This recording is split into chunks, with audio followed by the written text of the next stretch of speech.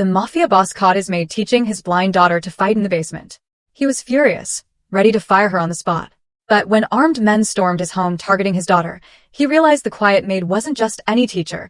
She was the legendary underground fighter who'd vanished 10 years ago, and she'd been preparing his daughter for the war he never saw coming.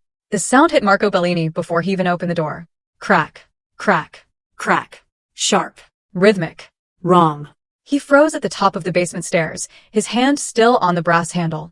He'd come home early from the port negotiations, unusual for a Tuesday, because something in his gut told him to. Marco had learned long ago to trust his instincts. They'd kept him alive in a business where most men didn't see 40. He was 43 now. The sounds continued. Wood on wood. Fast, controlled strikes that echoed up through the mansion's stone foundation like a heartbeat he didn't recognize. Marco descended slowly, his leather shoes silent on the marble steps. The basement was supposed to be empty. It was always empty. He kept it that way deliberately, a space for storage, old furniture, forgotten things. Safe things. The door at the bottom stood ajar. Through the gap, he saw movement. His 12-year-old daughter Aurora stood in the center of the room, feet planted wide, holding a wooden baton in both hands. Her dark hair was pulled back in a messy ponytail. Sweat dampened her collar. Her eyes, clouded and unfocused, blind since birth, stared at nothing. And she was moving. Isolde, the quiet maid he'd hired 8 months ago, circled her like a wolf. She held a matching baton, tapping it against her palm in irregular patterns. Aurora's head tilted with each tap, tracking the sound. Again, Isolde said. Her voice was cold. Professional. She struck. The baton whipped through the air toward Aurora's left shoulder, and Aurora moved. Not away. Toward it. Her own baton came up in a sharp diagonal block that cracked against Isolde's with perfect timing. Marco's breath caught. Good, Isolde said. But you hesitated. Hesitation is death. Listen to the air, Aurora. A strike announces itself before it touches you. The wind parts. The space compresses. Feel it. I'm trying. Don't try. Do. Isolde attacked again. Faster this time. 3 strikes in rapid succession. High, low, high. Aurora blocked the first 2, but the third caught her on the hip. She gasped but didn't cry out. What did you miss? Isolde demanded. The rhythm changed, Aurora said, breathing hard. You paused half a second before the third strike. I thought you were finished.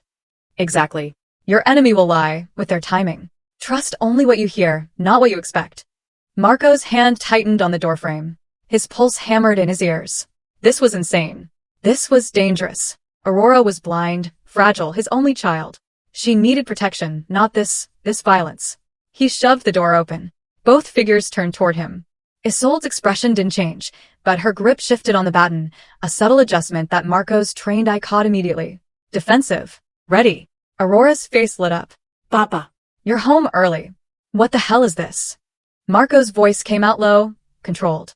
The tone he used before he hurt someone. Language, Papa, Aurora said, but her smile faded when she heard the edge in his words. Isolde stepped forward, placing herself between Marco and Aurora. The movement was slight, but deliberate. That made Marco even angrier. I asked you a question, he said, his eyes locked on Isolde. What are you doing with my daughter? Teaching her, Isolde said simply. Teaching her to what? Get hurt. Get killed. Marco pointed at Aurora. She's blind, for God's sake. She can barely walk down the stairs without help. That's not true. Aurora's voice cracked with sudden emotion. I can do more than you think, Papa. I just... Go to your room, Aurora. No. Listen to me. Now. The command in Marco's voice cut through the basement like a blade. Aurora's jaw clenched, her clouded eyes shining with tears she refused to let fall. She dropped the baton. It clattered on the concrete floor, the sound obscenely loud in the sudden silence. You treat me like I'm made of glass, she whispered. But glass can cut too. She walked toward the stairs, one hand trailing along the wall. Her steps were sure, practiced. She didn't stumble once. Marco waited until her footsteps faded above them. Then he turned back to Isolde. You're fired. Isolde didn't flinch. No, I'm not. The sheer audacity of it stunned him for a heartbeat. Excuse me? You won't fire me, Isolde said calmly. Because you know I'm right. You've surrounded Aurora with guards and walls and cotton padding, but you haven't made her safe. You've made her helpless. And in your world, Mr. Bellini, helpless people die. Marco crossed the distance between them in 3 strides. He was taller, broader, a man who'd built an empire on intimidation and violence. Isolde didn't back up. You don't know anything about my world, he said softly. Don't I? Something flickered in Isolde's gray eyes. Something cold and ancient. Your enemies know you have a blind air. They know she's isolated. Vulnerable. How long do you think it'll be before one of them decides she's the easiest way to hurt you? I have security. Security can be bought. Killed. Circumvented. Isolde's voice remained level. But a daughter who can defend herself? That's something no one can take from her. Marco wanted to argue, wanted to scream, wanted to throw this woman out of his house and forget this conversation ever happened. But he couldn't, because she was right. Get out, he said finally. I'll deal with you in the morning. Isolde held his gaze for another long moment, then nodded once. She set her baton down carefully on a shelf, then walked past him toward the stairs. She paused at the door. Your daughter is stronger than you know, she said quietly. The question is whether you're brave enough to let her prove it. Then she was gone. Marco stood alone in the basement, surrounded by the echoes of violence, and realized his hands were shaking. Not from rage. From fear. Marco poured himself a third glass of scotch, and still his hands wouldn't steady. The study was dark except for the lamp on his desk, casting long shadows across the leather-bound books and framed photographs. In one frame, Aurora smiled at the camera, taken before she understood her eyes didn't work like everyone else's. Before she learned what different meant. Before Marco learned that all his power couldn't fix her. The door opened without a knock. Only one man in the world had that privilege. You look like hell, Vitor said, closing the door behind him. Marco's consigliere was 10 years older, gray-haired and lean, with the calculating eyes of a man who'd survived 3 regime changes in the Bellini family. He'd been Marco's father's right hand before becoming Marco's. I fired the maid, Marco said. Vitor raised an eyebrow. The quiet one? Isolde. She was teaching Aurora to fight. In the basement. With weapons. Wooden training batons. Vitor corrected. I know. Marco's head snapped up. You knew? For about 3 weeks, Vitor moved to the sideboard and poured his own drink. I had someone check it out after the night staff reported unusual sounds. Seemed harmless enough. Harmless. Marco's voice rose. Aurora is blind, Vitor. She could get hurt. She could. She could learn to protect herself. Vitor interrupted quietly. Something worth considering. Not you too. Marco drained his glass and immediately regretted it. The alcohol wasn't helping. Nothing was helping. Vitor sat in the chair across from Marco's desk, taking his time. When he finally spoke, his voice was gentle but firm. Do you remember what happened to Carmine Russo's son? Marco's jaw tightened. Everyone in their world remembered. Carmine Russo had been a mid-level boss in the Eastern District. His son had cerebral palsy, needed a wheelchair. Last year, a rival family kidnapped the boy during a power play. They sent him back in pieces. Aurora is not. Aurora is your heir, Vitor said. Your only child. Your obvious weakness. He leaned forward. Every enemy you've ever made knows exactly where to hurt you most. And they know she can't see them coming. That's why she has guards. I've assigned. How many? 8. 10. Vitor's voice hardened. Marco, wake up. You can't guard her every second of her life. She's 12 now. Soon she'll be 15, 18, 20. You going to keep her locked in this mansion forever? Surrounded by armed men who are paid to care whether she lives or dies. They're loyal. They're paid. Vitor set his glass down with a sharp click. Loyalty bought with money dies the moment someone offers more. You know this. We've both bought enough loyalty to understand exactly what it's worth. Marco wanted to argue. Couldn't. Double the security detail, he said instead. Triple it. I want eyes on Aurora 24 hours. No. The word hung in the air between them like a challenge. What did you say? Marco's voice dropped to the dangerous quiet that preceded violence. Vitor didn't flinch. I said no. You're not thinking clearly. You're thinking like a father, not a boss. I am a father. Then act like one who wants his daughter to survive in this world. Vitor stood, his shadow falling across the desk. You know what I see when I look at Aurora? I see a girl who's already learned to navigate a world she can't see. Who's memorized every room in this mansion, every step, every corner. Who never complains, never cries, never asks for pity. That takes strength, Marco. Real strength. She's a child. She's a Bellini, Vitor snapped. And in 6 years, God forbid something happens to you, she'll be the head of this family. What then? You think the other families will respect a boss who can't even defend herself? You think our own soldiers won't see weakness and opportunity?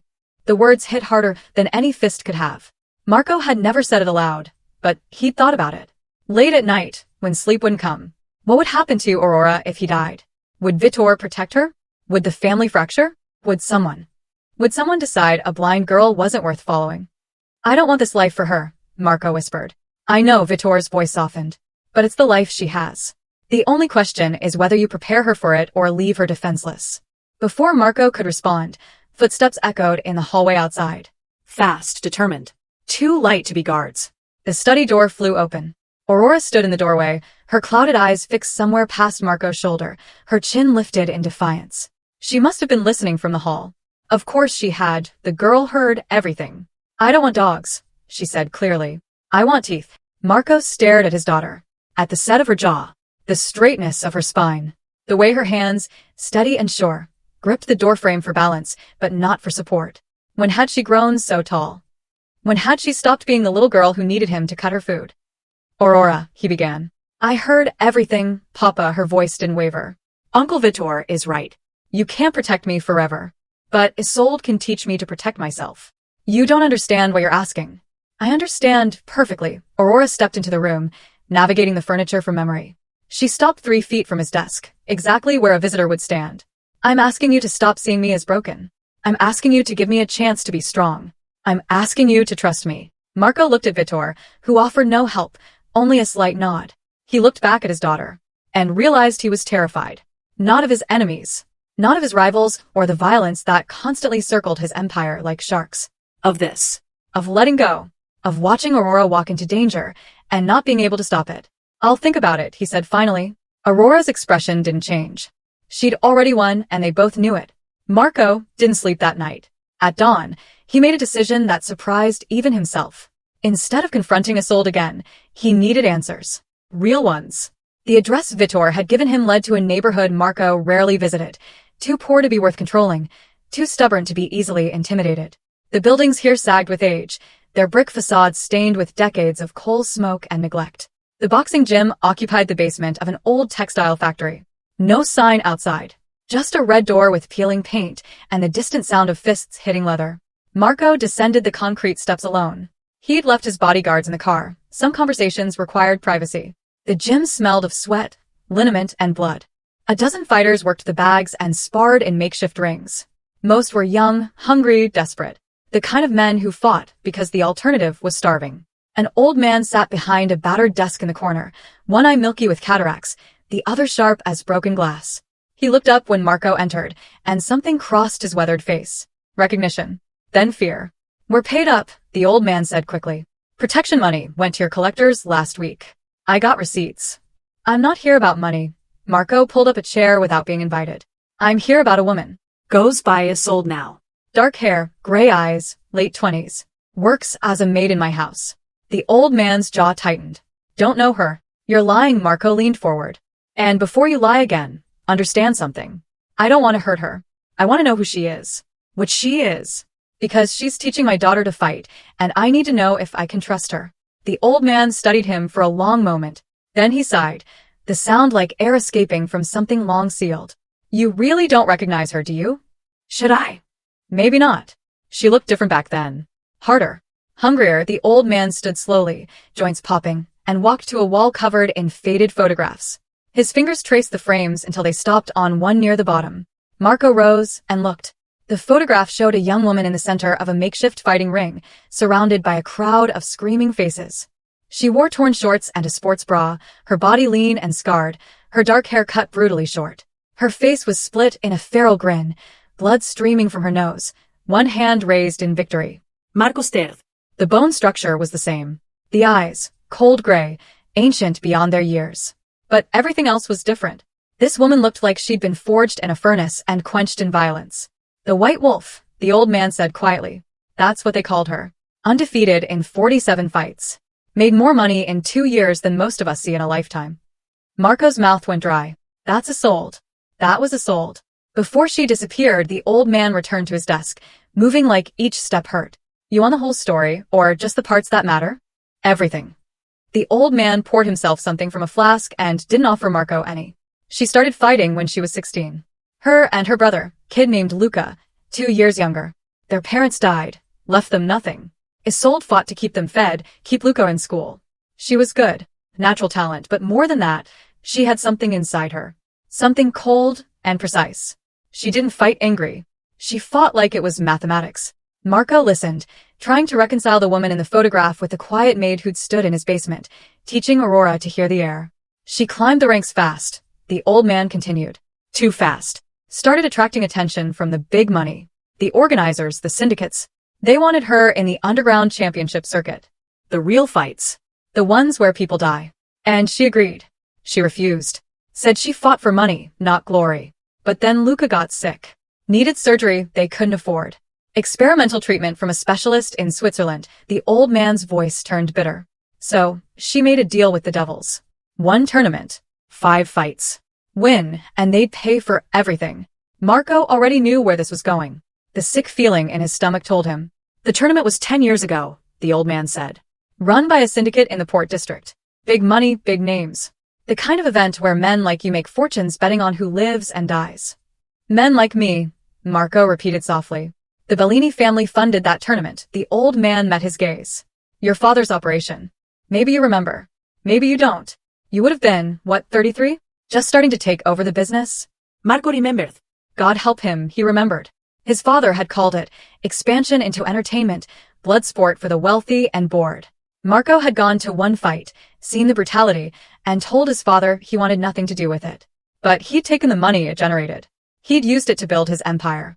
Isolde made it to the finals, the old man continued. 4 fights for wins. Barely got touched. Then her brother showed up. Luca. Stupid kid snuck in to watch his sister fight. But the organizers had other plans. They knew about him. Knew Isolde would do anything to protect him. Marco's hands clenched. What did they do? They put him in the ring, the old man's voice cracked. Matched him against a fighter twice his size. Said if Isolde threw her fight, they'd go easy on the boy. Let him live. Did she throw it? What do you think? The old man's eye gleamed with moisture. She tried. But the other fighter in her match didn't know about the deal. Came at her full force. Isolde had to defend herself. She won in 90 seconds. And while she was winning, he didn't need to finish. They killed him, Marco whispered. Beat him to death in front of 300 people. Including his sister, the old man drained his flask. Isolde fought her way out of that building. Put 5 men in the hospital. Then she disappeared. The White Wolf died that night. Became a ghost. Marco stood frozen, the photograph burning itself into his mind. Now she's in your house, the old man said. Teaching your blind daughter to fight.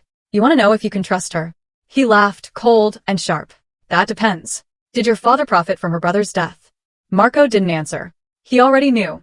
Marco returned to the mansion as the sun climbed over the estate walls. He went straight to his study and locked the door. For 2 hours, he sat in silence, staring at nothing, the old man's words circling in his head like vultures.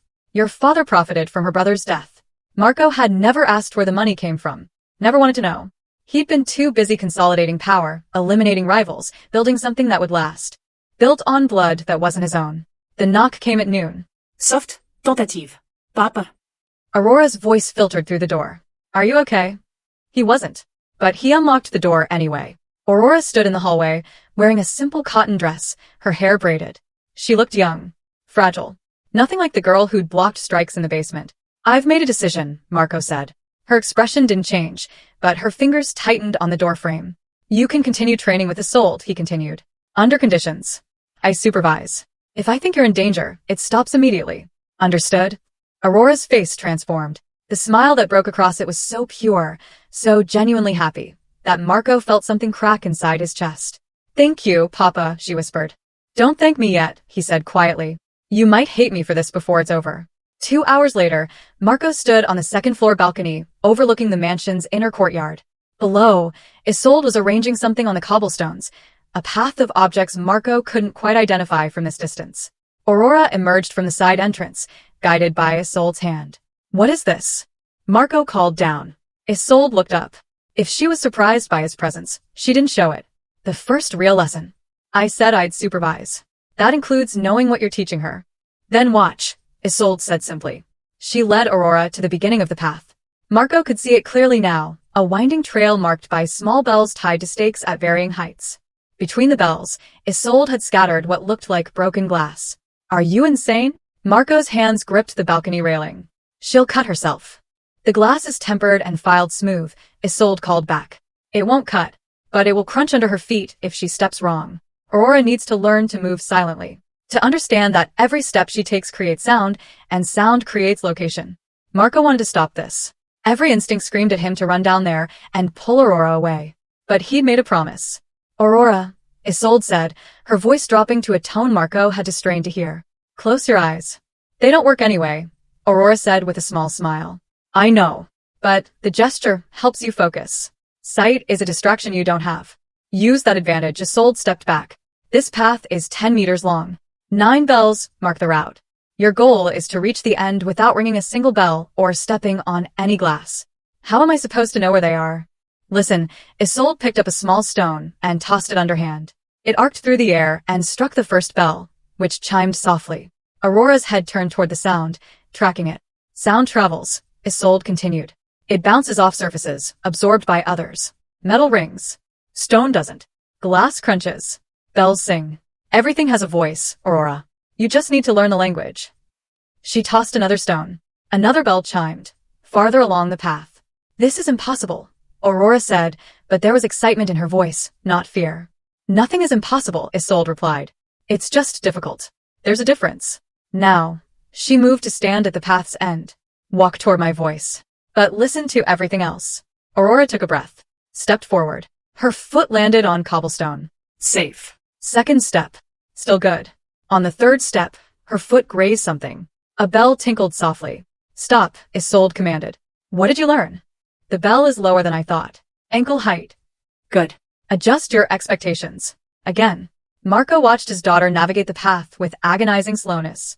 She rang 4 more bells in the first attempt, stepped on glass twice, the crunch making her wince even though it didn't cut. Again, Isolde said when Aurora reached the end. They repeated the exercise. This time Aurora rang only 2 bells. Again. 1 bell. Again. Marco lost track of how many times Aurora walked that path. The sun climbed higher, then began its descent. Sweat darkened Aurora's dress. Her breathing grew labored. But she didn't complain. Didn't ask to stop. On what must have been the 20th attempt, something changed. Aurora paused at the start of the path, her head tilted in that peculiar way of hers. Then she made a soft clicking sound with her tongue, like someone calling a cat. The click echoed off the courtyard walls. She clicked again, turning her head slightly, listening to how the sound returned to her. Then she began to walk. Not slowly this time.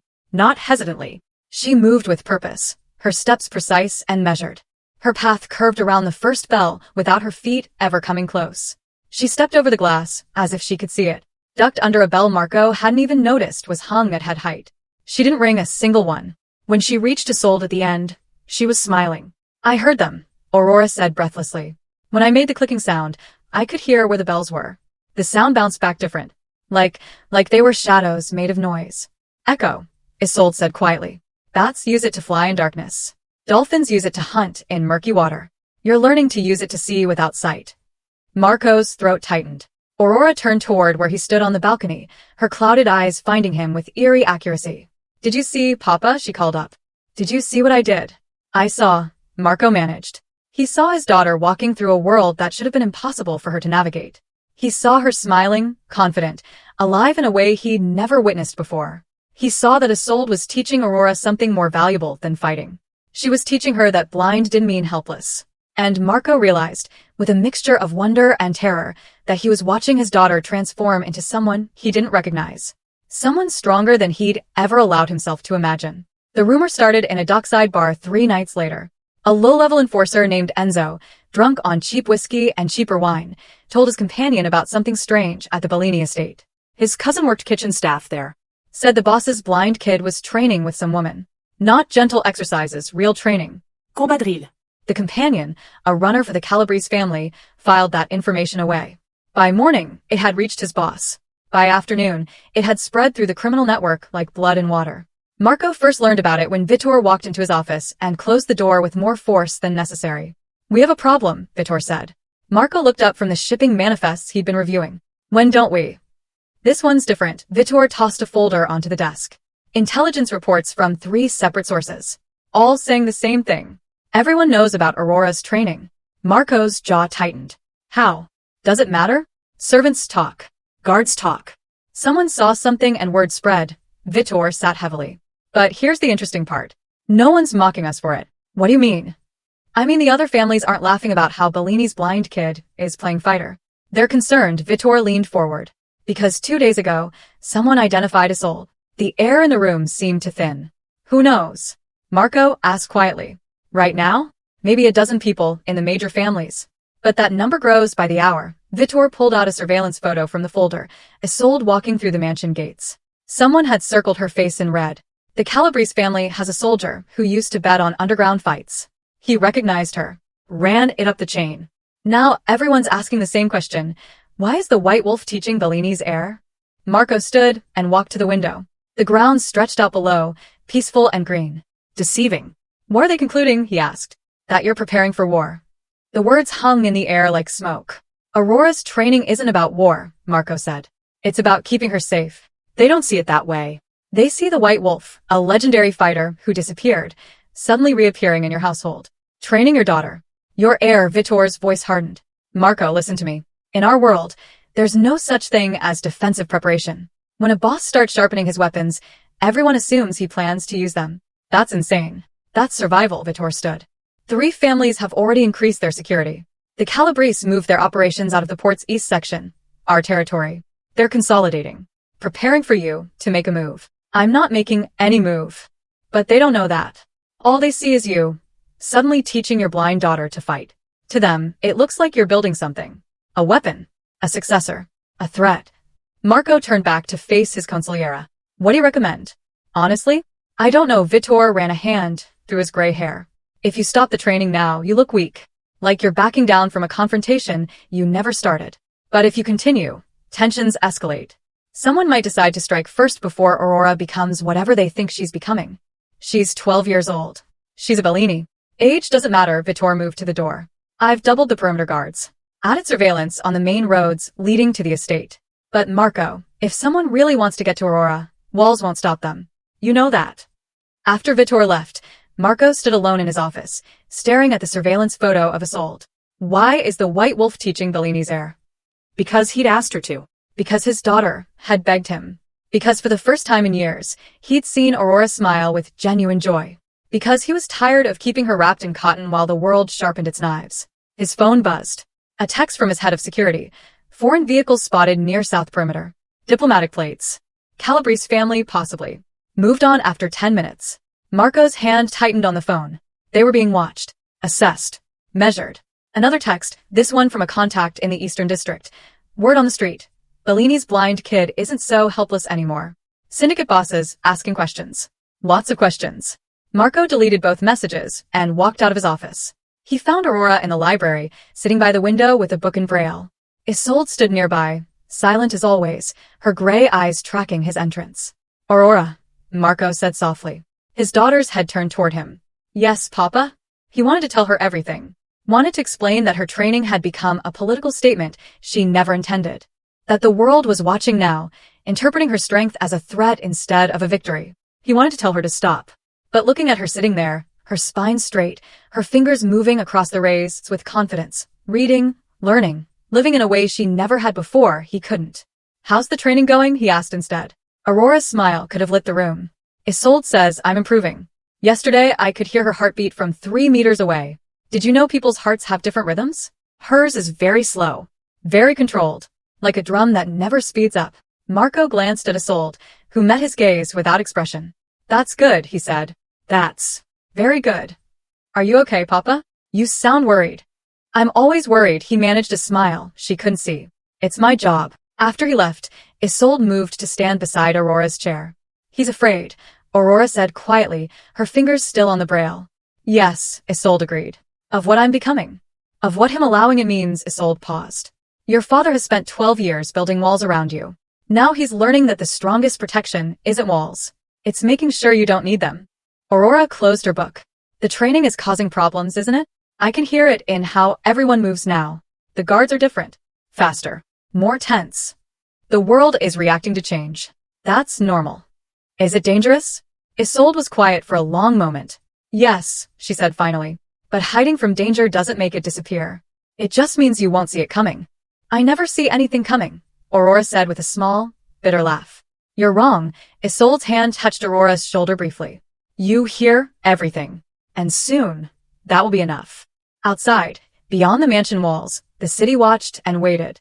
In smoky back rooms and expensive restaurants, men who made their living from violence whispered about the Bellini family, about a blind girl learning to fight, about the white wolf emerging from her decade-long hibernation, about what it all meant. And slowly, inevitably, they began to prepare. Not for peace. For war. 5 days into the training, Isolde told Aurora they were going on a field trip. Marco didn't like it. She leaves this property. She needs a security detail, he said, standing in the entrance hall with his arms crossed. For men minimum. No guards, Isolde replied calmly. She was dressed in dark clothes, practical worn. Combat ready. Where we're going, armed men attract attention. Attention defeats the purpose. The purpose being what exactly? Teaching Aurora to function in chaos, Isolde adjusted the bag slung over her shoulder. Your mansion is controlled. Predictable. Every sound has its place. But the real world isn't like that. If Aurora is going to defend herself, she needs to learn how to hear through noise. Aurora stood between them, her head moving back and forth as they argued. She'd learned to track conversations by voice direction, another skill Isolde had taught her. Papa, she said quietly. I want to go. You don't know where you're going. Doesn't matter. Aurora's chin lifted. I trust Isolde. The words hit Marco harder than any punch. His daughter trusted this woman, this ghost with a violent past and secrets that still hadn't fully surfaced, more than she trusted his protective instincts. Maybe that said more about him than about Isolde. Fine, he said finally.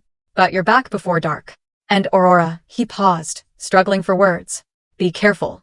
I'm always careful, Papa. No, Marco said softly. You're always brave. There's a difference. The industrial district sprawled on the city's eastern edge, a graveyard of failed factories and abandoned warehouses. Isolde led Aurora through rusted gates and past buildings with shattered windows, their footsteps echoing on broken concrete. Aurora walked with one hand on Isolde's arm, her free hand extended slightly, using the clicking technique she'd learned. Each click painted the world in echoes. Where are we? Aurora asked. An old textile warehouse. Been abandoned for 7 years. Perfect for what we need, Isolde guided her through a doorway. No one will bother us here. Inside, the warehouse was a cathedral of decay. Pigeons nested in the rafters. Water dripped somewhere in the darkness. The air smelled of rust and rot and time. Aurora's clicking sounds bounced back strangely, distorted by the vast empty space. It's big, she said. Really big. 30 meters long, 20 wide, 10 high, Isolde led her to the center of the floor. Now. Tell me what you hear. Aurora tilted her head, listening. Water dripping. East side, I think. Something moving in the ceiling. Birds? You're breathing. My breathing, she paused. Traffic sounds from outside, but distant. Maybe half a kilometer. Good. Your baseline, Isolde stepped away. Now for the real test. She walked to the wall, where her bag waited. Aurora heard zippers opening. Metal scraping. What are you doing? Aurora asked. Teaching you chaos. The first sound was a radio, turned to static. White noise flooded the warehouse, bouncing off every surface. Aurora flinched, her hands going to her ears. Don't block it out, Isolde called over the noise. Learn to hear through it. A second sound joined the first, a mechanical banging, irregular and loud.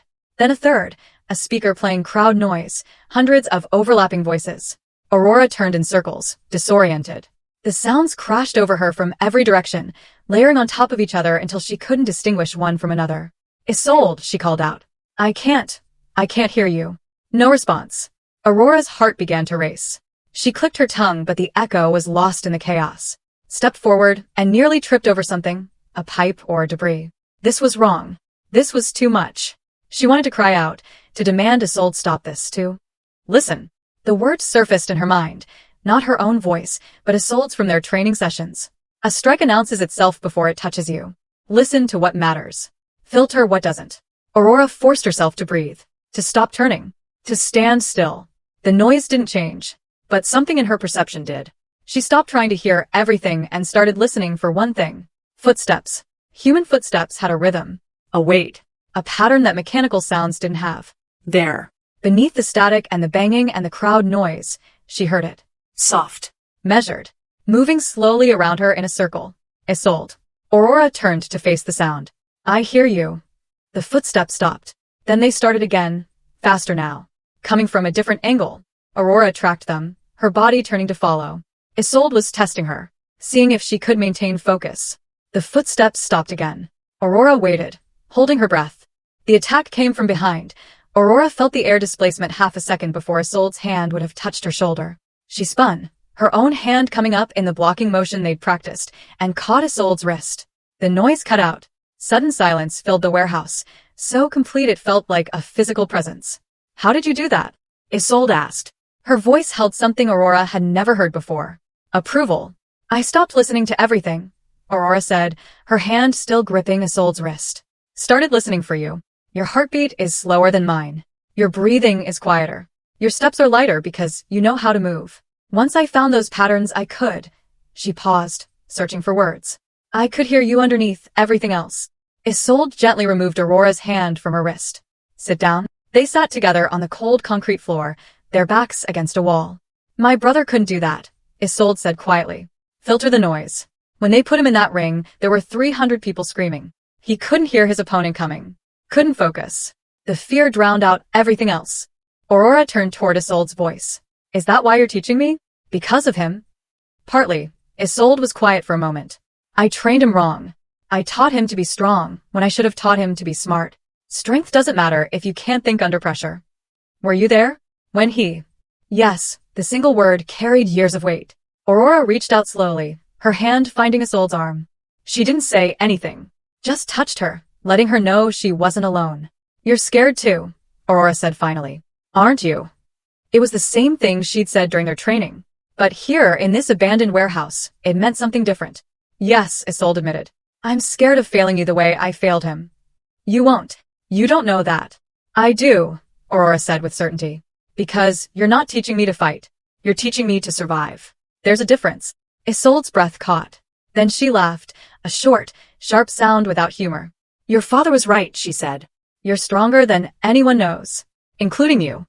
They sat in silence for a while, two people bound by training and trauma, teacher and student, haunted and hopeful. Finally, Isolde stood. "One more test, then we go home." "What test?" "Find me in the dark." The warehouse lights, what few still worked, went out. Aurora heard Isolde's footsteps retreating, then stopping somewhere in the vast space. "No sounds this time," Isolde called out. No clicking. No tricks. "Just your ears and my presence. Find me." Aurora stood slowly. The darkness around her was no different than any other darkness. She'd lived her whole life in the dark, but this time, she wasn't afraid of it. She began to walk. The emissary arrived on a Thursday evening during dinner. Marco heard the commotion from the dining room, raised voices at the front gate, his security teams clipped radio chatter. He set down his fork and met Vitor's eyes across the table. "Stay here," he told Aurora, who sat to his right, her fingers delicately navigating her plate. "Something's wrong," she said. It wasn't a question. "Just business," Marco stood. "Isolde, stay with her." The maid materialized from the shadows near the doorway. She'd been there the whole meal, silent as always. She nodded once. Marco walked through the mansion's corridors with Vitor at his side, for armed guards falling in behind them. The military precision of it was second nature now. Violence choreographed before it even began. In the entrance hall, a man waited. He was tall, expensively dressed in a gray suit that probably cost more than most cars. His face was forgettable, the kind that blended into crowds deliberately. But his eyes were cold and professional. Behind him, visible through the still-open front doors, 3 black SUVs idled in the circular driveway. At least a dozen men stood near the vehicles, hands near their waistbands. A show of force. "Mr. Bellini," the emissary said with a slight nod. "Thank you for seeing me without an appointment." "I don't recall inviting you onto my property," Marco replied evenly. "State your business or leave." Direct. "I appreciate that." The emissary pulled an envelope from his jacket, slowly, aware of the guns trained on him. "I represent a coalition of interests. Families who've noticed changes in your operation." "What changes?" "The White Wolf, for one." The emissary's smile didn't reach his eyes. "Quite a bold move, bringing her into your household. Training your heir. It sends a message." "I'm not sending any message." "Aren't you?" The emissary placed the envelope on the marble hall table. "Regardless of your intentions, the message has been received. Several families interpret your actions as preparation for territorial expansion.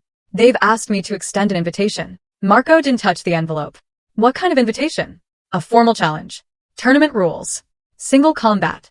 Winner takes the disputed territories in the Port District, specifically the East Section warehouses and shipping lanes." The room went very quiet. "I don't have disputed territories," Marco said carefully. "The East Section is mine. Has been for 6 years." "Was yours," the emissary corrected. Past tense. 3 families have jointly claimed it as of this morning. They're offering you a chance to win it back. Honorably. Without war. Vitor stepped forward. This is insane. You can't just. We can. Actually, the emissary's voice hardened. You've been spending resources on training. On preparation. You've brought in the most dangerous underground fighter of the last decade. You're building something, Mr. Bellini. The other families have decided not to wait and see what. So they're forcing a confrontation, Marco said. They're offering you a civilized alternative to bloodshed. The emissary gestured to the envelope. Details are inside. The tournament will be held in 8 days. Neutral ground. Each side provides a champion. Standard rules. First blood, knockout, or submission. Marco's jaw clenched. This was a trap. Had to be. Tournament rules meant nothing to men who made their living breaking rules. But refusing would mean war. Real war. His estate sieged, his people killed, Aurora. His daughter. The emissary's smile widened slightly, reading Marco's thoughts on his face. They know about your daughter, of course, the emissary said softly. Such a brave girl. Learning to fight despite her limitations. Everyone's very impressed. It would be a shame if this conflict escalated and she was caught in the crossfire. Children suffer most in wars, don't they? Marco moved before he realized it.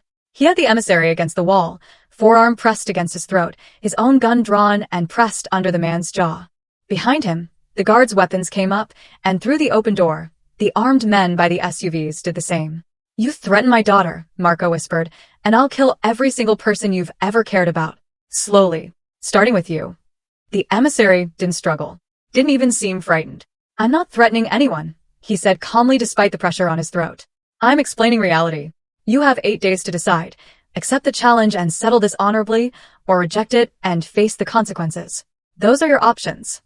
Marco held him there for another heartbeat, then shoved him away. The emissary straightened his suit, still smiling. One more thing, he said, walking toward the door. The tournament location? It's the same underground arena where they held the championship 10 years ago. The one where the White Wolf lost her brother. I'm sure she'll remember it fondly. He paused in the doorway, silhouetted against the evening light. 8 days, Mr. Bellini. We'll be waiting. Then he was gone, climbing into the lead SUV. The convoy pulled away, disappearing down the tree-lined drive. Marco stood in the entrance hall, his gun still in his hand, his heart hammering. Boss, Vitor said carefully. What do we do? Marco looked at the envelope on the table. He didn't need to open it. He knew what it would say.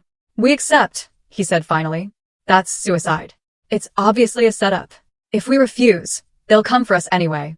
But this way, we have a chance. Marco slid the gun back into his holster. They want a champion? We'll give them 1 inch. Who? Vitor asked. None of our soldiers are trained for tournament combat.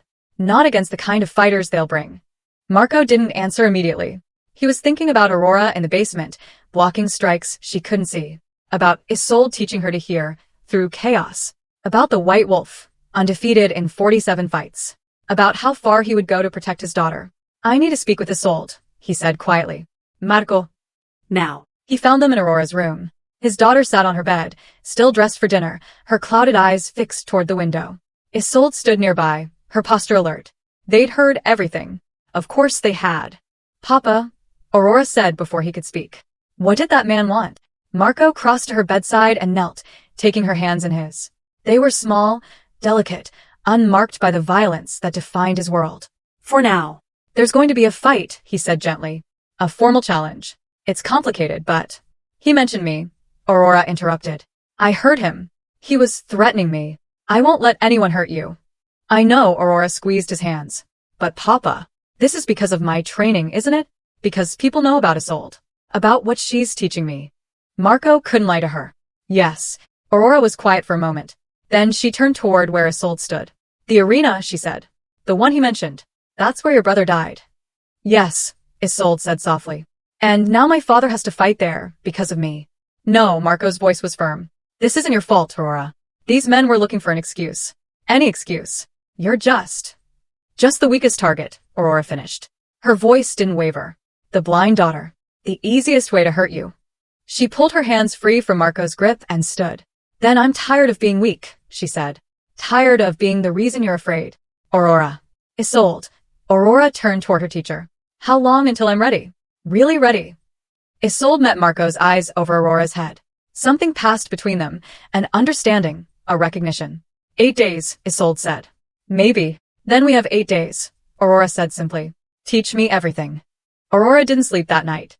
Instead, she lay in her bed, listening to the mansion breathe around her. The guards pacing the perimeter. The wind in the courtyard trees. Her father's footsteps in his study directly below, pacing, stopping, pacing again. And underneath it all, the steady, quiet rhythm of Isolde's breathing from the chair in the corner. You don't have to stay, Aurora said into the darkness. I'm not afraid of being alone. I know, Isolde replied. I'm not here because you're afraid. Then why? A long pause. Because I am. Aurora sat up, her feet finding the cool floor. Of what? Of history repeating itself. Isolde's voice was barely above a whisper. Your father will ask me to fight in that arena. He hasn't yet, but he will. And I'll have to go back to the place where everything ended. You don't have to say yes. Yes, I do. The chair creaked as Isolde shifted. Because if I don't, he'll send someone else. Someone less capable. And they'll die. Aurora stood and navigated to where Isolde sat, her hands finding the armrests of the chair. She knelt in front of her teacher, the position reversing their usual dynamic. Tell me what really happened, Aurora said quietly. Not the version everyone knows. The truth. Isolde was silent for so long Aurora wondered if she'd refuse. Then she began to speak. Luca was 14, Isolde said. Small for his age. Bad lungs since birth, probably why he got sick so easily. But he was smart. Really smart. Wanted to be an engineer. Build bridges. Her voice cracked slightly on the last word. I fought so he could have that dream. So he wouldn't end up like me, solving problems with fists instead of blueprints. Aurora listened, not moving. When he needed the surgery, I had 2 choices. Watch him die slowly, or fight in the underground championship. 5 fights. Brutal ones. Against opponents who'd killed before. Isolde's breathing quickened. I told him to stay away from the tournament. Made him promise. But he was 14 and stubborn, and he didn't understand what those fights really were. He came anyway. Last night. Finals night. I'd won 4 fights. Barely got touched. I was focused. In control. And then, Isolde's voice went hollow. Then I saw him in the crowd. This skinny kid in a crowd of killers. Someone had brought him there deliberately. As leverage. Aurora's hands tightened on the armrests. They told me before my fight. Throw it or Luca goes into a ring. Against a fighter named Constantine. A psychopath who'd killed 3 men in tournaments before. Isolde's breath shuddered. They gave me 30 seconds to decide. What did you do? I tried to throw it. I swear I tried. Isolde's voice broke. But my opponent didn't know about the deal. He came at me full force. And my body, my training, it just reacted. Muscle memory. Survival instinct. I won in 90 seconds. Perfect execution. The silence stretched. And while you were winning. While I was winning, they put Luca in the ring with Constantine. Isolde's words came faster now, desperate to get them out. I heard the roar from the crowd. Different from my fight. Louder. Crueler. I ran. Fought through security. But by the time I got there... She stopped. He wasn't built for fighting, Isolde whispered. Didn't know how to protect himself. Didn't understand that begging for mercy only makes men like Constantine hit harder. The last thing my brother said before he died was, I'm sorry, like it was his fault. Like he'd failed me. Aurora felt wetness on her cheeks. She didn't know when she'd started crying. There was another fighter in that ring that night, Isolde continued. Before Luca. A blind fighter. Young man, maybe 20. He'd been good once, before he lost his sight in a car accident. Kept fighting anyway, out of pride or desperation or stupidity. Luca was in the crowd when that fighter got destroyed. Beaten so badly, he never walked again. Aurora's breath caught. Luca saw that and understood something I'd never told him, that strength without preparation is suicide. That being brave doesn't matter if you can't defend yourself. Isolde's voice strengthened slightly. When they threw him in that ring, he was trying to fight like he'd seen me fight. Trying to be strong. But he had no training. No foundation. Just courage. And courage alone got him killed. That's why you're teaching me, Aurora said. Not just to fight. To survive. Yes, Isolde reached out and touched Aurora's face, her calloused fingers gentle. I won't train you to be brave. You're already brave. I'm training you to be disciplined. To be smart. To know the difference between a fight you can win and one you should avoid. And this tournament? The one my father's been challenged to? It's the same arena. Same rules.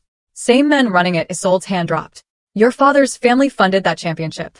His father's money paid for the ring where Luca died. Marco probably didn't know the details. Probably just signed off on entertainment investments, but the blood is still on Bellini hands. Aurora absorbed this. Does my father know you know? I think he suspects. He went to the old boxing gym. Someone there would have told him. Isolde stood, moving to the window. He's waiting for me to demand revenge. To use this tournament as an excuse to hurt him the way he hurt me. Will you? No, Isolde turned back. Because revenge doesn't bring back the dead. It just creates more bodies. And because she paused. Because your father is trying to be better than he was. Better than his father. He's trying to protect you in a world that doesn't forgive weakness. I can hate what his family did and still respect what he's trying to do now. Aurora stood and walked to Isolde, finding her hand in the darkness. Promise me something, Aurora said. What?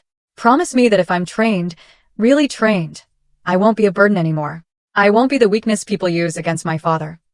Isolde was quiet for a long moment. I promise, she said finally. But Aurora, you need to promise me something too. What? Promise that you won't confuse being strong with being willing to die. They're not the same thing. Luca died because he tried to be strong when he should have been smart enough to survive. Aurora thought about this. About the difference between courage and wisdom. Between fighting and living. I promise, she said. Isolde pulled her into an embrace, brief, tight, fierce. Then we start at dawn, Isolde said. And I teach you everything I know. Not as a maid teaching a blind girl, but as a master teaching her student.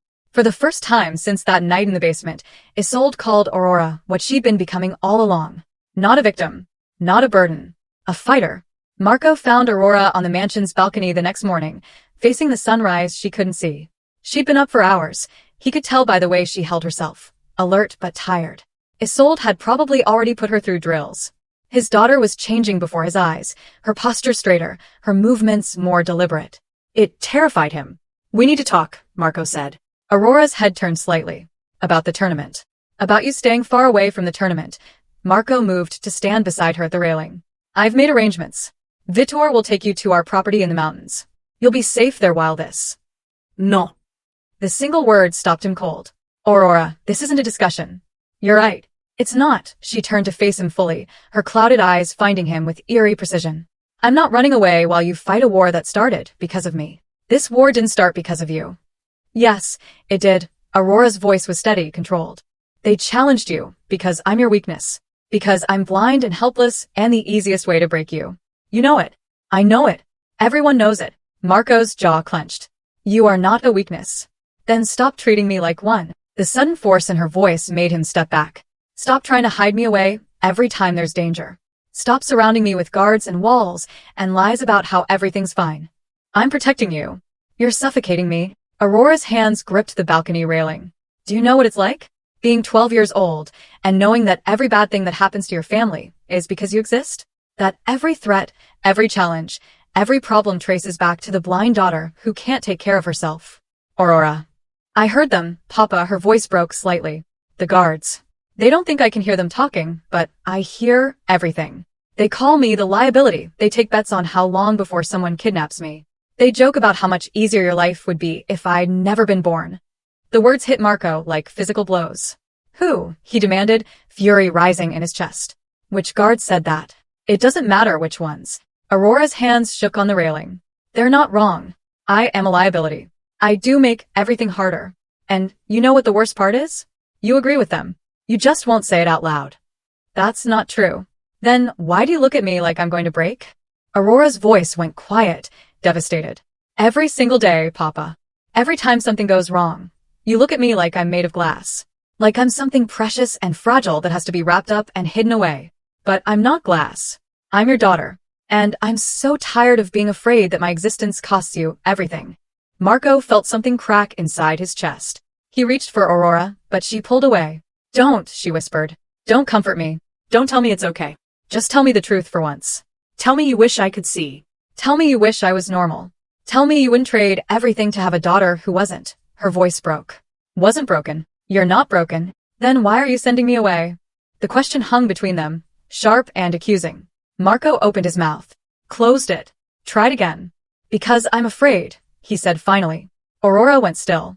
I'm afraid every single day, Marco continued, his voice rough. Not of my enemies. Not of death or war, or losing my empire. I'm afraid of failing you. Of not being enough. Of waking up one morning and finding out someone hurt you because I wasn't strong enough to stop them. He moved to lean against the railing, suddenly exhausted. You want the truth? Here it is. You are not a weakness. You're not a liability. You're the only good thing I've ever made in this world. Everything else, the money, the power, the respect, it's all built on blood and fear and choices I can't take back. His hands clenched. But you're proof that I'm not completely lost. That some part of me is still capable of creating something beautiful. Papa. Let me finish, Marco's voice cracked. That tournament they challenged me to? The arena where it's being held? I financed it. 10 years ago, when my father was grooming me to take over. He said it was business, just entertainment for wealthy clients. I signed the papers. I took the money it generated. I built part of my empire on the blood that was spilled there. Aurora's breath caught. Isolde's brother died in that arena, Marco continued. A 14-year-old boy who was thrown into a ring as leverage against his sister. And his voice broke. I profited from his death. I used that money to secure my position, to buy loyalty, to build the world you were born into. Tears were streaming down his face now, silent and unchecked. So, when you ask me why I look at you like you're going to break, it's because you're the only pure thing in my life. The only piece of me that isn't stained with blood. And I can't, he struggled for words. I can't let this world take that away. I can't let my sins destroy you too.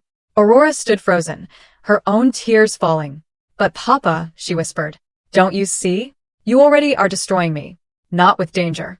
With protection. You're so afraid of losing me to violence that you're suffocating me with safety. She moved toward him, her hands finding his arms. I don't need you to keep me innocent, she said. I need you to help me survive. I need you to see me as someone who can be strong, not just someone who needs to be protected. Marco pulled her into his arms, holding his daughter like she was the only solid thing in a crumbling world. I'm so sorry, he whispered into her hair. For everything. For the choices I made. For the world you were born into. For not being the father you deserved. You're exactly the father I need, Aurora said against his chest. You just have to trust that I can be the daughter you need too. They stood together on the balcony, two people trying to bridge the gap between love and fear, protection and freedom. Finally, Marco pulled back, wiping his eyes. If you stay, he said carefully. If I let you be part of this, you follow Isolde's instructions exactly. No improvising. No heroics. Understood? Aurora's face transformed with a smile that could have lit the world. Understood, she said. Behind them, unnoticed, Isolde stood in the doorway. She'd heard everything. And for the first time in 10 years, she allowed herself to believe that maybe, just maybe, this time she could save someone. This time, the student wouldn't die. This time, she wouldn't fail. The storm hit on the 7th night, earlier than the forecast predicted. Lightning split the sky like fractures in glass. Thunder shook the mansion's foundations. Rain hammered down in sheets, so thick it turned the world into water. Perfect conditions. Isolde appeared in Aurora's doorway at midnight, silent as always despite the storm's rage. Get dressed, she said. Combat clot. We're going to the roof. Aurora sat up, instantly alert. 7 days of intensive training had sharpened her instincts to a razor's edge. The roof? In this weather? Especially in this weather. Tomorrow is the tournament. Tonight is your final test. Isolde's voice was flat, emotionless. The voice she used when something was deadly serious. If you fail, you're not ready. And if you're not ready, you stay here while I go to that arena alone. Aurora was dressed in 3 minutes. They moved through the mansion like ghosts, past sleeping guards and silent rooms. Marco had wanted to supervise, but Isolde had forbidden it. This test required isolation. No safety net. No father watching from the balcony, ready to intervene. The rooftop access was through a service door in the mansion's east wing. Isolde led Aurora up narrow stairs that spiraled into darkness, then through a metal door that shrieked in protest as it opened. The storm hit them like a physical force. Rain lashed Aurora's face, instantly soaking her clothes. Wind threatened to push her backward. Thunder detonated overhead, so loud it felt like the sky was tearing apart. She couldn't hear anything else. Couldn't use her clicking technique. Couldn't track sounds beneath the chaos. She was functionally deaf. This is the real world. Isolde shouted over the storm. Aurora barely heard her. Not a controlled mansion. Not a quiet basement. This. Chaos. Noise. Confusion. If you can fight here, you can fight anywhere. Aurora felt Isolde's hand leave her arm. She was alone. Find me. Isolde's voice came from somewhere to the left. Or was it the right? The storm distorted everything. And when you find me, survive what comes next. Aurora stood frozen for a heartbeat, rain streaming down her face, her carefully developed acoustic map of the world completely useless. 7 days of training. 7 days of learning to hear through noise, to feel air displacement, to track heartbeats beneath chaos. All of it worthless in this storm. No, not worthless. Just harder. Aurora forced herself to breathe. To think. The rooftop gym Isolde had mentioned was up here. She could feel different surfaces beneath her feet. Smooth tile giving way to rubberized mats. Equipment that her shins bumped against. The space was maybe 20 meters across. Surrounded by a low wall, she'd felt it briefly when they first emerged. Dangerous in this wind and rain. One wrong step, and she'd fall 3 stories to the courtyard below. Aurora clicked her tongue experimentally. Nothing. The echo was swallowed by rain and thunder. She tried again louder. Still nothing useful. Fine. No echolocation. What else did she have? The rain itself. Rain made sound when it hit different surfaces. Metal rang. Wood thumped. Fabric rustled. Flesh made a softer patter. Aurora stood still and listened not for silence, but for variation in the noise. The rain fell everywhere, a constant roar. But over there, to her left, the pattern changed slightly. The rain was hitting something that moved. Something warm that generated subtle air currents. Isolde. Aurora began walking toward the variation, her feet testing each step carefully. Her hands extended, feeling for obstacles. The attack came without warning. Something struck her shoulder. Hard enough to spin her around but not injure. A training baton. Isolde was using the same weapons from their first lesson. Aurora caught her balance just before the second strike came from the opposite direction. She ducked on instinct, feeling the baton whistle past where her head had been. Good. Isolde's voice came from everywhere and nowhere. But not enough. I'm not your only problem tonight. Aurora heard it then, other footsteps. Lighter than Isolde's.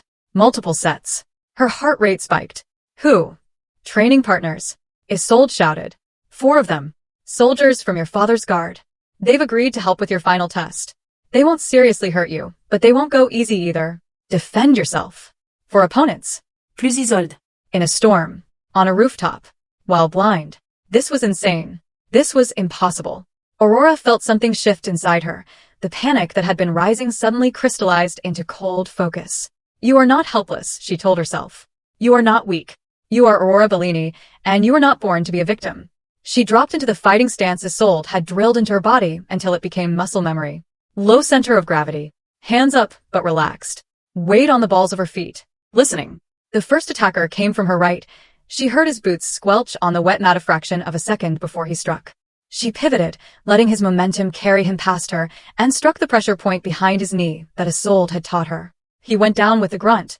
The second attacker was smarter, approaching from behind while she was distracted.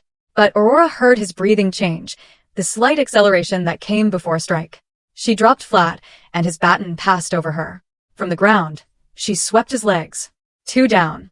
Thunder exploded overhead, disorienting her. In that moment of confusion, the third attacker struck, catching her across the ribs. Pain flared, but Aurora turned it into movement, rolling away and coming up in a crouch. The rain had plastered her hair to her face. Her clothes clung to her body, heavy and restrictive. She was breathing hard, her ribs aching. And she was smiling. Because for the first time in her life, Aurora felt truly alive. The fourth attacker came with the third, coordinating their strikes. Aurora heard them moving together, trying to box her in. She did something Isolde had specifically told her never to do. She clicked her tongue as loud as she could. The click was swallowed by thunder, but in the half-second before the sound died, Aurora caught the barest echo from both attackers' positions. She moved between them. They struck simultaneously, their batons cracking against each other as Aurora slipped through the gap they'd created. She used their confusion to strike both, quick jabs to nerve clusters that Isolde had made her practice thousands of times. They staggered back.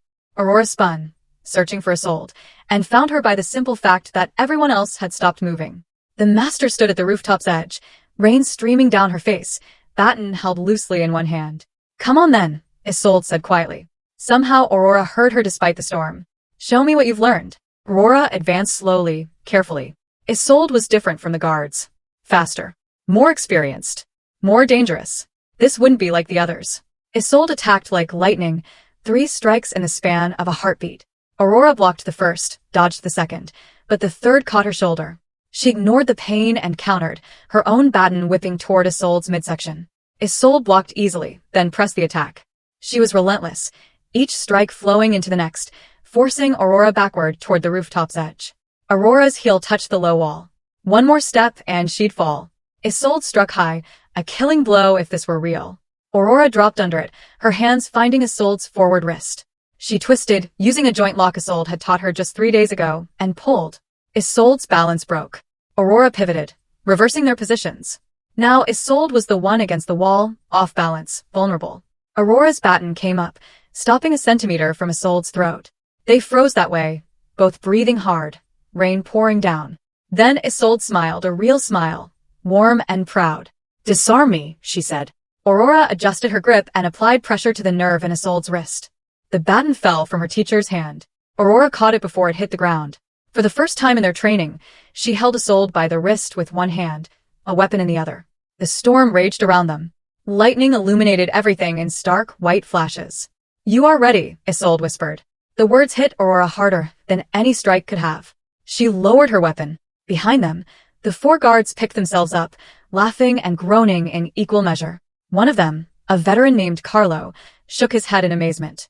"Boss is gonna flip when he hears about this," he said. "The kid's a natural." "Not a natural," Isolde corrected, retrieving her baton. "A student. There's a difference." She turned back to Aurora. "Tomorrow, you'll see what everything you've learned really means. Tomorrow, you'll understand why I trained you so hard." Isolde's hand found Aurora's shoulder. "But tonight? Tonight you proved something I wasn't sure could be proven." "What?" "That strength has nothing to do with what you can see," Isolde said. "And everything to do with what you refuse to become." They walked back down together, leaving the storm behind. Tomorrow, they would face the arena. Tomorrow, history would try to repeat itself. But tonight, Aurora Bellini had become something her enemies never expected. A fighter who couldn't be broken by darkness. Because she'd lived in darkness her entire life. The underground Colosseum hadn't changed in 10 years. Isolde knew because she'd seen it in her nightmares every single night since Luca died. The same concrete walls stained with rust and old blood. The same flickering fluorescent lights that turned everything the color of corpses. The same iron smell of violence that had seeped into the foundation. Marco walked beside her through the entrance tunnel, Aurora between them. Behind them, Vittor and 8 armed guards formed a protective wall. "It's colder than I expected," Aurora said quietly. Her hand rested lightly on Isolde's arm for guidance, but her posture was straight, confident. She wore dark clothes, practical, flexible. Her hair pulled back in the same severe ponytail Isolde favored. They looked like what they were, teacher and student. "Underground spaces hold cold," Isolde replied. Her voice was steady, but Marco noticed her hand had drifted to her belt, where no weapon waited. "Old habits. The arena is 50 meters ahead. 2 entrances, this one, and the competitor's gate on the opposite side." "How many people?" Aurora asked. "Last time? 300. Tonight?" Isolde paused, listening to the echoes ahead. More. "Maybe 500. Word spread." They emerged into the main chamber, and Marco felt his stomach turn. The arena was a pit, literally. A sunken ring surrounded by rising tiers of concrete benches packed with people. Rich and poor, criminals and civilians, all united by their hunger for violence. At the far end, in a private box elevated above the masses, sat the syndicate representatives. Marco recognized 2 of them. Antonio Calabrese, head of the Calabrese family, and Dmitry Volkov, a Russian oligarch with ties to half the smuggling operations in Eastern Europe. The third man he didn't know, but the way the others deferred to him suggested power. "That's interesting," Vittor muttered. "They brought someone new. Someone big." The emissary from before appeared at their side, his forgettable face wearing an unforgettable smile. "Mr. Bellini, so glad you accepted our invitation." He gestured toward the arena. "Your champion may prepare in the south gate. We'll begin in 10 minutes. "Where's your champion?" Marco asked. "Already prepared. Eager." Even the emissary's smile widened. "He's fought in 3 tournaments this year. Undefeated. I think you'll find him formidable." Isolde's jaw tightened almost imperceptibly. They were led to a concrete room beneath the arena, bare except for a wooden bench and a single light bulb.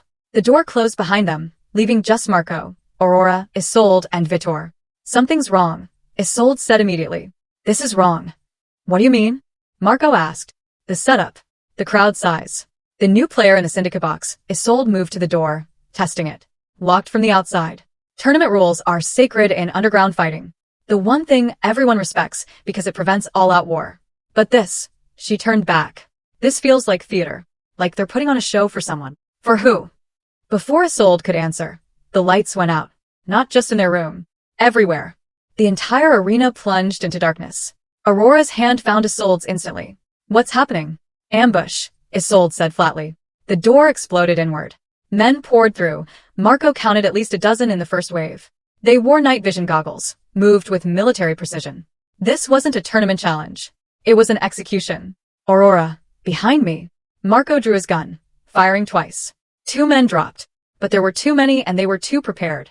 Someone hit the lights, emergency floods that turned the darkness into blinding white. In the arena above, chaos erupted. The crowd screamed. More armed men appeared in the stands, blocking exits. It's a setup, Vitor roared, firing at the attackers. They never wanted a tournament. They wanted us contained. An attacker lunged at Marco from the side. He turned to fire. And Aurora stepped between them. The movement was so fast, so precise, that Marco didn't understand it until it was over. Aurora had caught the attacker's knife arm, twisted it using the joint lock Isolde taught her, and struck a pressure point that dropped him like a puppet with cut strings. All of it executed perfectly, instinctively, without seeing a single thing. Aurora, Marco started. Papa move. Aurora shoved him aside just as gunfire tore through where he'd been standing. Isolde was already moving, a weapon, acquired from a fallen attacker, in her hands. She fought like Marco had never seen anyone fight. Efficient, brutal. Every movement economical, lethal.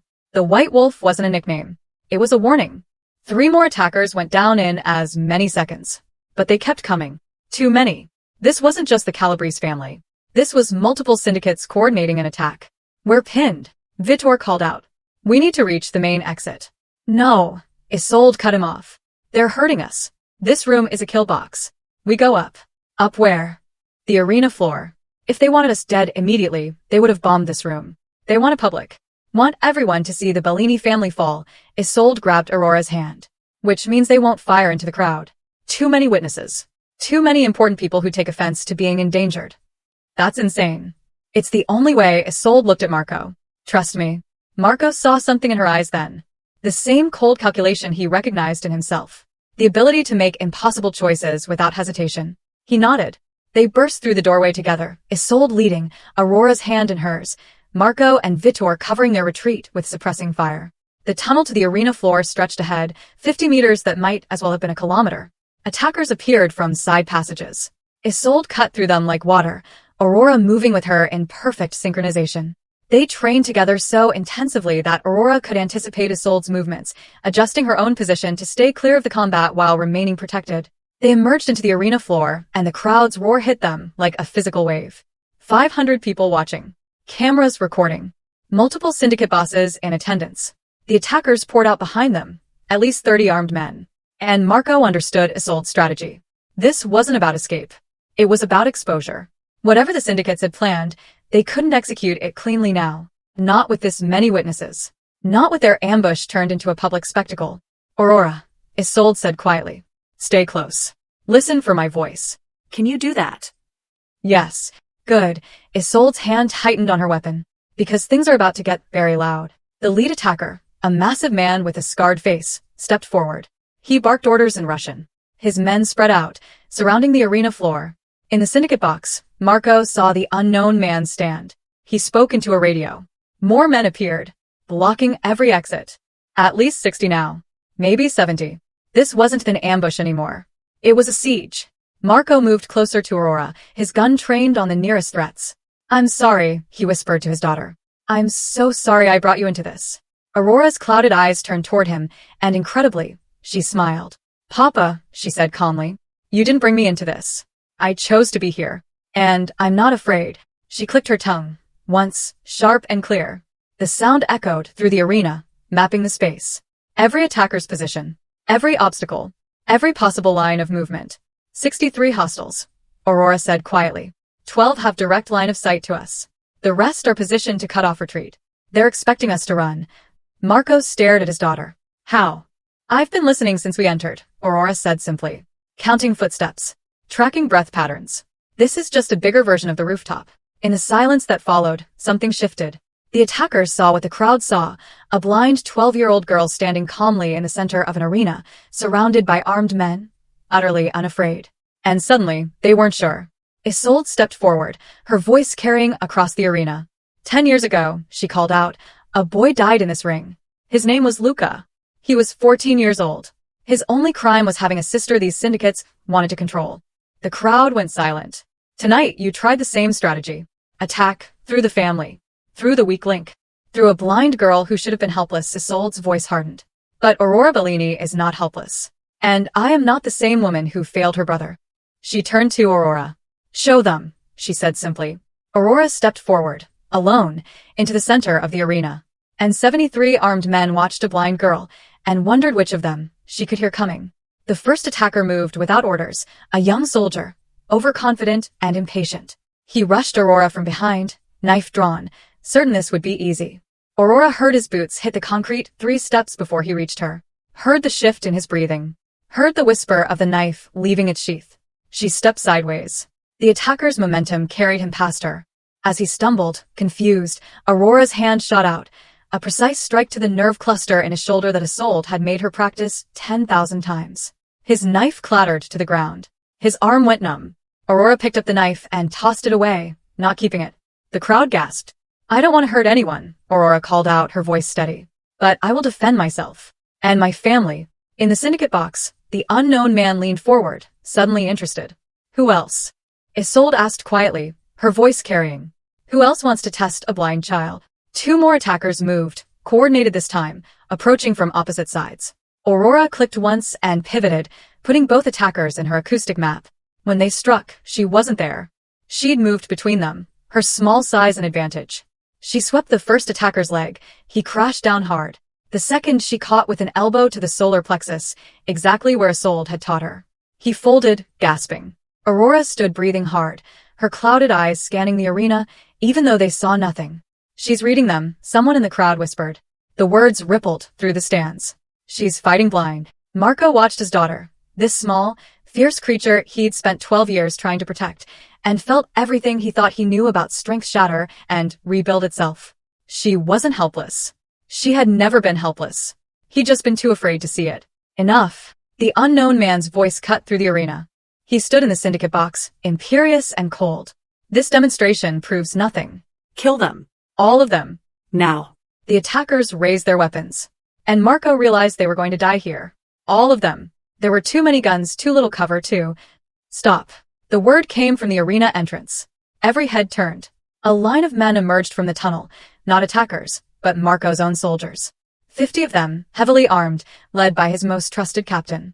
But behind them came something unexpected. Uniformed police. Federal agents. 24 at least, weapons drawn. Nobody moves, the lead agent announced. This facility is surrounded. Anyone who fires a weapon will be charged with domestic terrorism. Confusion rippled through the crowd. The attackers hesitated, looking to their leaders for orders. In the syndicate box, the unknown man's face went pale. Vitor stepped forward, and Marco noticed for the first time that his consigliere was holding a phone. Recording. Did you get it all? Vitor asked the agent. Every word. Every face. Every illegal weapon, the agent smiled grimly. This is the biggest bust in organized crime history. Congratulations. You idiots gathered every major syndicate head in one place and recorded yourselves attempting mass murder. The unknown man tried to leave the box. 2 agents blocked his path. Going somewhere, Mr. Zhang? The agent asked. We've been trying to extradite you for 3 years. Thanks for making it easy. Marco understood then. Vitor had set this up. Had turned the ambush into a trap for the syndicates themselves. When? Marco asked quietly. The moment they issued the challenge, Vitor replied. I knew it was wrong. Too formal. Too public. So I made a deal. Immunity for the Bellini family in exchange for delivering every syndicate head in the city. He glanced at Aurora. I gambled that they'd try something exactly like this. That they'd be too arrogant to resist showing their power. You used us as bait. I used their arrogance against them, Vitor corrected. And it worked. The attackers were being disarmed and arrested. The crowd was being processed as witnesses. The syndicate bosses were being led away in handcuffs. Marco walked across the arena floor to where Aurora stood, still in her fighting stance, still ready. It's over, he said softly. You can rest now. Aurora's posture relaxed. Her hands started shaking, the adrenaline finally catching up to her. Marco pulled her into his arms, and this time, she let herself be small. Let herself be 12. Let herself be his daughter instead of a fighter. I was so scared, she whispered against his chest. You didn't look scared. That's because Isolde taught me that fear and action aren't the same thing. You can be terrified and still move forward. Aurora pulled back slightly. Were you proud of me? Marco's throat tightened. Proud doesn't begin to cover it. Isolde approached them slowly. She looked exhausted, the adrenaline leaving her too. The white wolf fights one last time, Marco said to her. And this time, nobody dies. This time, Isolde agreed. She looked at Aurora. You were perfect. Every technique, every response, perfect. I had a good teacher. You had discipline, Isolde corrected. I just gave you tools. You chose to use them. Marco took a breath. This was the moment. The decision he'd been avoiding. Stay, he said to Isolde. Not as a maid. As Aurora's master. As, he struggled for words. As family. If you want. Isolde was quiet for a long moment, her gray eyes distant. Your father's money killed my brother, she said finally. I know. I came to your house planning to hate you. To find a way to make you suffer the way I suffered. I know that too. But then I met Aurora. And I saw a girl who'd spent 12 years being treated like she was broken, who was desperate to prove she wasn't. Isolde's voice softened. I saw my brother. The determination. The courage. The refusal to accept limitations. She looked at Aurora, and something in her expression broke and healed simultaneously. I can't bring Luca back, Isolde said. Can't undo what happened. But maybe, she paused. Maybe I can make sure Aurora never becomes a victim the way he did. Maybe I can teach her to be strong where he wasn't given the chance. Is that a yes? Aurora asked quietly. Isolde knelt in front of her student, taking her hands. Yes, she said. But not as your maid. And not as someone working for your father. As your teacher. Your master. And maybe, her voice caught. Maybe as someone who sees you the way Luca should have been seen. As someone capable of incredible things. Aurora threw her arms around Isolde, and the white wolf, the legendary fighter who disappeared into grief and rage, held this blind girl and let herself believe in second chances. Marco watched them and understood what he'd been doing wrong all these years. He'd been buying power, building walls, collecting loyal soldiers and expensive weapons and political influence. But power wasn't strength. Strength was his daughter standing in an arena full of armed men and refusing to be a victim. Strength was a woman who'd lost everything teaching someone else not to fear loss. Strength was letting go of control long enough to trust that the people you love can protect themselves. Come on, Vitor said, touching Marco's shoulder. We need to give statements. This is going to take hours. Let them wait. Marco looked at Aurora and Isolde, still embracing in the center of the arena, where blood had once been spilled. This is more important. As federal agents processed the crime scene and reporters gathered outside, as syndicate empires crumbled and old debts came due, 3 people stood together in the place where violence had once destroyed a family, and chose to build something instead. Aurora pulled back from Isolde, smiling despite her tears. So what happens now? She asked. Isolde stood, her hand still holding Aurora's. Now? We train harder. You have discipline, but discipline without refinement is crude. We work on your speed, your precision, your ability to adapt. I meant after, Aurora interrupted, laughing. After all the training, what do I become? Isolde considered this. Looked at Marco, who nodded. You become whatever you choose, Isolde said finally. A fighter. A leader. A woman who can't be broken by darkness, because she learned to make the darkness her ally. She squeezed Aurora's hand. But first, you become my student. Really and truly. Not a blind girl learning to survive. A fighter learning to thrive. Aurora turned to her father. Is that okay, Papa? Can I really do this? Marco looked at his daughter, this incredible, terrifying, beautiful person he'd somehow been lucky enough to create. Aurora, he said quietly, I've spent 12 years telling you what you couldn't do, what you couldn't be, what you needed to be protected from. He knelt in front of her, meeting her clouded eyes that saw more than his ever could. I'm done with that. From now on, you tell me who you are. You tell me what you're capable of, and I'll believe you. Even if I'm capable of more than you're comfortable with. Especially then. Aurora smiled, that brilliant, unguarded smile that reminded Marco why he built an empire in the first place. Not for power. For her. Then I'm going to be strong, Aurora said. Really strong. Strong enough that no one ever uses me to hurt you again. Strong enough that when people hear the name Aurora Bellini, they don't think blind girl, they think fighter. They already do, Isolde said softly. And it was true. In the days that followed, the story spread through every level of society. News channels ran footage of Aurora standing in that arena. Underground networks whispered about the blind girl who'd fought attackers twice her size. Criminal families learned that the Bellini heir wasn't a weakness. She was a weapon they hadn't anticipated. But more than that, people saw something they hadn't expected. A girl who refused to be defined by what she couldn't do. A teacher who'd transformed grief into purpose. A father who'd learned that letting go was the truest form of protection. 3 months later, Aurora gave her first public demonstration. 50 people in attendance, including representatives from families who'd once considered her a target. She moved through combat forms with a grace that left spectators silent. She disarmed 3 opponents simultaneously. She navigated an obstacle course designed to be impossible for someone without sight. And at the end, she stood in the center of the training floor and said 5 words that became legend. I don't need to see you. Because Aurora Bellini had learned the most important lesson of all. Strength isn't about what you're born with. It's about what you refuse to become. And Aurora Bellini refused to be helpless. Refused to be weak. Refused to be anything less than exactly who she chose to be. The end.